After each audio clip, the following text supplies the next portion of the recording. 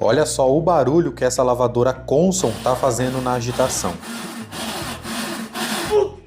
E esse barulho alto só acontece na agitação, porque na centrifugação ela funciona normalmente sem fazer nenhum tipo de barulho feio. Então vamos deitar a máquina ali, vamos verificar aqui de baixo.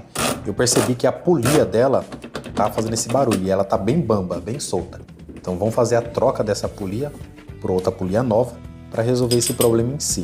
Tirando essa polia, dá para verificar que ela tá bem ruim, bem desgastada, esplanada ali no eixo. Agora a gente vai colocar uma polia nova para resolver aquele problema de barulho. Então vamos parafusar ela de volta no local. Podem ver que agora ela gira normalmente, livremente, sem fazer barulho. Apertar com a porca e colocar a correia novamente para verificar se ela vai girar livremente. Como vocês podem ver, está rodando livre. Então o problema está resolvido. Vamos fazer o teste agora. Vamos colocar ela aqui para agitar e verificar se está funcionando perfeitamente. Como vocês podem ver, a máquina voltou a funcionar beleza. Girando com a mão, você já não sente mais aquele barulho de raspado. Serviço executado com sucesso. Agora a máquina voltou a funcionar normalmente. E se sua lavadora está com outro problema, deixa aí nos comentários o defeito dela para eu fazer um vídeo te ensinando a como você vai resolver.